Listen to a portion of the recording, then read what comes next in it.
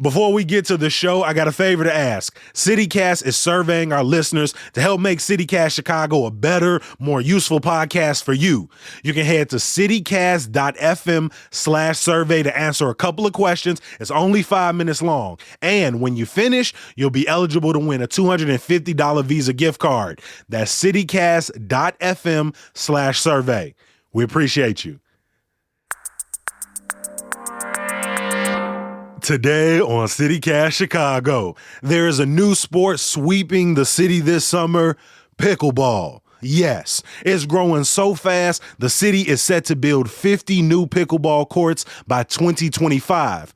But hold up, is it worth the hype?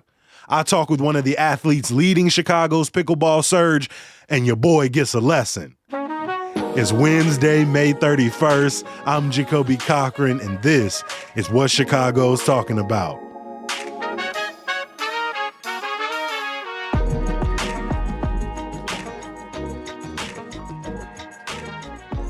I'm here with producer Samal Ali Sayed at Maggie Daly Park. We're in the most northeastern corner of the park at the tennis courts. There are about 6 courts here.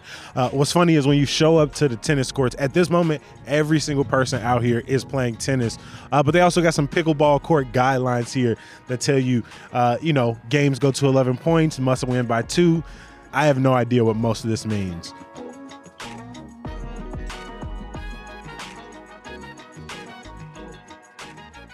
Right now, there are about 3 courts full with people playing tennis, but I am sitting on the sideline with the founder of Toss and Spin, Chris Clark. Chris, welcome to CityCast Chicago. Appreciate it. I'm so excited to be a part of what you guys are doing and love the platform.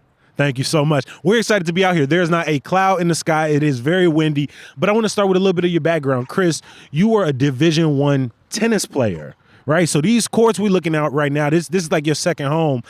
How did you end up, teaching people how to play pickleball? Yeah, it's actually a quite interesting story. So I'm a former college tennis player, spent 9 years in corporate, was furloughed during the pandemic, found myself on the side of a tennis court, giving a few lessons.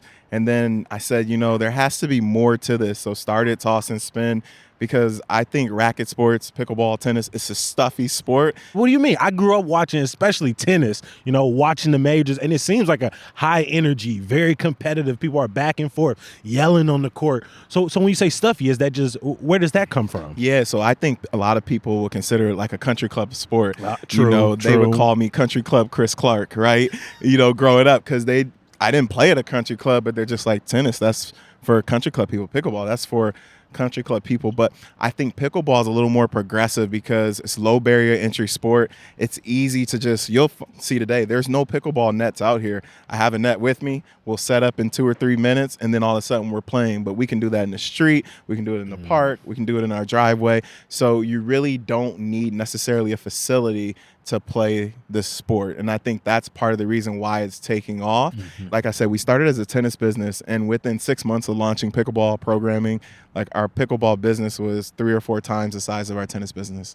We talking about it being one of the fastest growing sports in the country, but why is it catching on? You talk about other racket sports. Why isn't it tennis? Why isn't it badminton? Why isn't it even ping pong or something else? Why is pickleball capturing people's attention so much? I think a lot of what you see is like the growth of pickleball, but tennis is actually growing very fast as well. So over the last couple of years, tennis has had unprecedented growth. Like it had 8 to 10 years of declining numbers from a player perspective. In the last 3-4 years, it's grown. So I bet with COVID, it's kind of a social distance sport, right? You don't have to be right next to each other to play. And I also say too, like tennis is not the easiest thing to find partners to play. I got to ask you how good you are.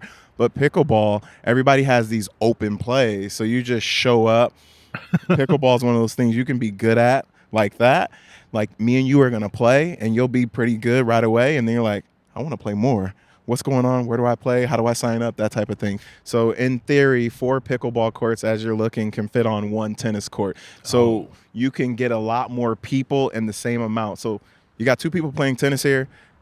For pickleball, there could be up to 16 people out there playing on the same size court right now. And I always tell people coming out of COVID, we kind of forgot how to talk to one another. Mm-hmm. Like it used to be the bar, and then you take the bar away, so now we have nowhere to go. But I think pickleball has literally saved lives just by networking, meeting new people. I mean, it brought us together, right? Like the amount of people I met pickleball, tennis, racket sports is just amazing. Amazing. You're both a tennis player and a pickleball player at this point, right? You would say these two guys are playing, 16 pickleballers could be out there. I imagine that creates a lot of tension. Two people want to play tennis, but it's 16 people out here. You're like, I guess I got to wait. Is that a real thing, or is that just something, the media says to kind of get some It's definitely headlines? real, but then I'm like, why? Like, I think if we take a step back and just see like the good in racket sports, the good in pickleball, what it's doing for people, it's kind of like, if you have this huge space and only 2 people can play, wouldn't you want 16 people to play?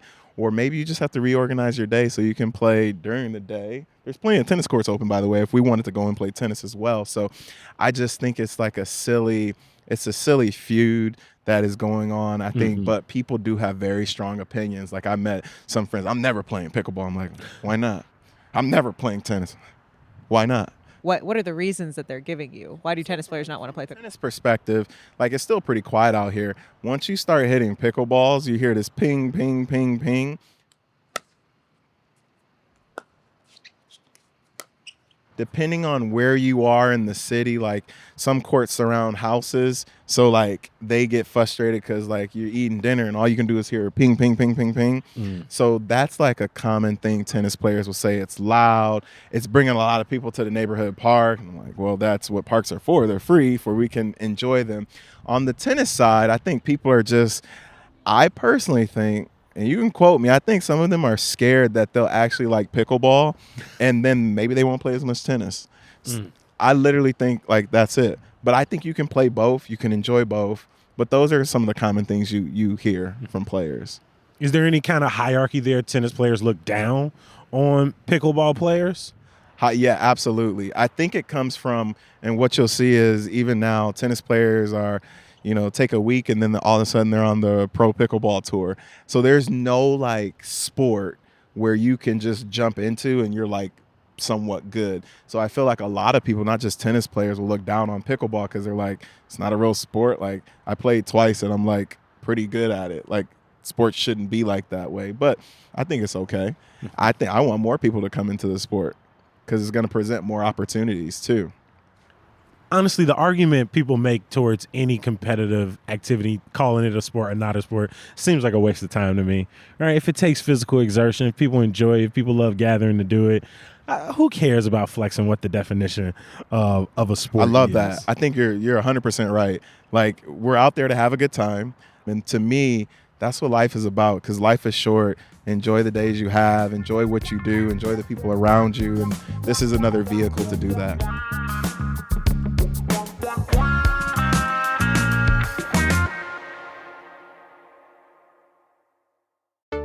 Hey, CityCast Chicago, it's Michael Ziviak. While CityCast Chicago works hard every day to connect you with the stories that matter most, I'm working in the background making sure that our listeners are connecting with the best that Chicago has to offer. So what does that look like? It means meeting with the people who make Chicago what it is. The business owners, the stakeholders, the decision makers. The Chicagoans who put together those food festivals you enjoy, the concerts you attend, the exhibits you can't miss, and who make those candles your mom can't stop talking about.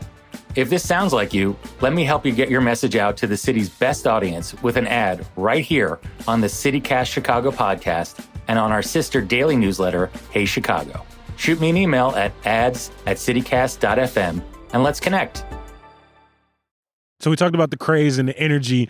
Let's talk about the game a little bit. What do you need to play pickleball, and how is the game structured? The game, I would say, it's played on a smaller tennis court, right? Is that these blue lines? It's So I'm blue looking lines, at a regulation tennis so you court. basically you see the 4 pickleball courts on one tennis court set up. So you'll see a lot of that set up across the country as we go. So doubles is much more popular, in my opinion, than singles. Singles is actually pretty physical because it's a lot of just stopping and going. Nice. Switch hitter. So I'm holding my toss and spin paddle. It's honestly, it feels less heavy, obviously, than like a tennis racket, but I can't even tell how much heavier it is than like a ping pong paddle. This feels just like a wiffle ball baseball, like you play like wiffle ball bat with, right? So let's just look at the court, right?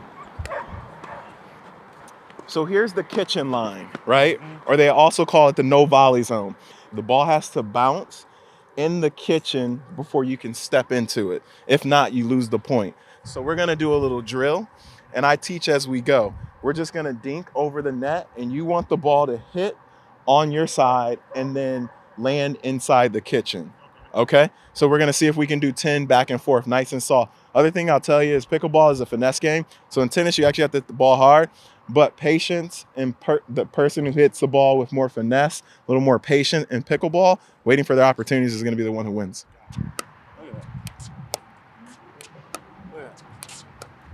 All right, so now let's do this. We're gonna volley out of the air. Okay? So we're gonna volley back and forth. Good. All right, so you got the volley, you got the dink. Now let's teach you the serve. And the serve looks like that. Good. Yep. Now you're ready to play. No other sport, I don't care how good of a baseball or football player you are, you need months before you can actually get to this point. But in pickleball, you took 10, 15 minutes, right? It's actually 7 minutes and 56 seconds. 7 minutes and 56 seconds. So that, to me, that's the answer of why pickleball is growing so fast.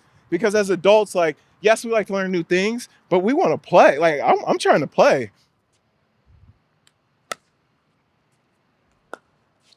You talk about accessibility. What is the cost to play pickleball in terms of rackets, balls, things like that? Yeah, so let's just say I have a house south side of Chicago. I have a driveway, and so I need a net. Okay, so let's call it $100 for a net. Put it in my driveway. I'm gonna pay $10 to tape down some lines. I'm gonna pay another $15 for 4 paddles, and I'm gonna pay $8 for balls. So for under $200, you have your own personal court in your front yard, and you can pop up a net and play. And that is why pickleball is taking off. Do you know, would you get in trouble if you went to like your local park and I put down some tape on the tennis courts? Do you know if there are like penalties for that? Do people seem to get upset about that? You'll probably piss off the local tennis players. Okay. So a lot of times, like, we tape down lines at places we already have the permits. So like, let's say we had court 1. If I wanted to play tennis instead of pickleball, we can do that. But a lot of times there is animosity, like not now, because I mean, pretty much we're the only people out here. So if I wanted to tape lines, no one's gonna stop us, right? But if you came at like 6 p.m. when everybody got off work and they had a bad day and they only one thing that's gonna make them happy is playing tennis, and you tape down lines, that's where some of the animosity comes from. It's funny, I told a few people that I was coming to take lessons today, coming to learn about it. People was like, yeah, I need this conversation. I've been hearing so much about it, but I'm not sure where people are playing. You talk about if you got a driveway, you got the space, but if not, where are the best places to play in the city, and are there any neighborhoods that have really taken up pickleball more than others? So right here, I think the most courts in Chicago is here. So these are lined, I want to say there's 16 pickleball courts. Grant Park is actually building 16 pickleball courts as well. Up north at Horner Park, you have another 10 pickleball courts. But really, any park district now is virtually in the city of Chicago is offering pickleball classes. The city is set to build at least 50 pickleball courts by 2025. What else do you want to see for the growth of not only infrastructure, but the sport of pickleball in Chicago? So I want to see it more on the south side. Like a big thing I said and why I started Toss and Spin is to provide access and enjoyment through racket sports because it's stuffy. So I want to see like a better mix of people because it's very special if I look at the tennis courts and I'm like, there's a good mix of people out here. I want to play, but it's very hard to be interested in things where you don't think people play that look like you. Mm-hmm. So whether I'm white, black, whatever background I am, like, if there's a mix of people, you want to get in on it. And that's why a lot of the products we offer, from Pickle Fit to Pickle Trap to Trap Tennis, like we offer these things. Glow in the dark pickleball. Glow in the dark. We offer these things to get like, wow, I want to learn pickleball. Why not do it with some music and glow in the dark? But the park district's actually doing a good job of organizing programming. We're supporting them and adding programming on in terms of what they do as well. And the goal is just to amplify. Create, build, and amplify. Oh, good shot. Nice shot. How was it? How'd you find it? I'm not gonna lie, that was fun as hell. Fun as hell. The fact that it was really easy to pick up, and it does feel like from a mechanic standpoint, like a slightly more athletic ping pong, just in terms of how the ball feels coming off the racket, how much I actually have to put into it. I'm a little pissed that we got to stop right now because it was like 6-3. I know you was taking it easy on me, but I was like inching my way back. I wasn't going to win, but I scored more than 1 point, which, I'm going to take it. Hey, I appreciate you making time for us, Chris. Thank you. Appreciate the space.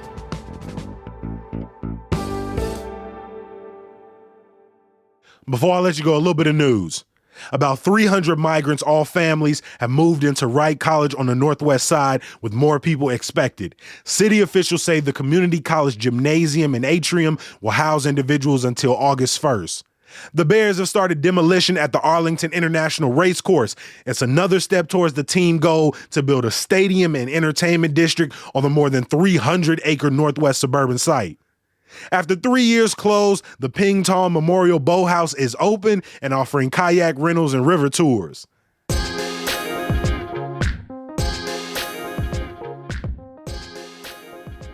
Here's some good news. Uptown Art Week begins tomorrow. The 4-day event will include over 150 artists, new murals coming to the neighborhood, and a block party this Saturday on Clifton Avenue between Wilson Ave and North Broadway. As always, we appreciate you for listening. Subscribe to our daily newsletter, Hey Chicago, at chicago.citycast.fm. Our lead producer, Simone Alisea, is behind the mic tomorrow. Hopefully, I'm here to break down some key stories with you on Friday. Peace.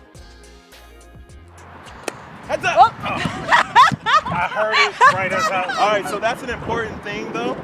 Why a lot of people like playing pickleball, because if that was a tennis ball, that might have stung a little bit. Pickleball, like, you didn't even flinch. You're like, wait, did a bug hit me or what happened? A ball hit Jacoby on the head.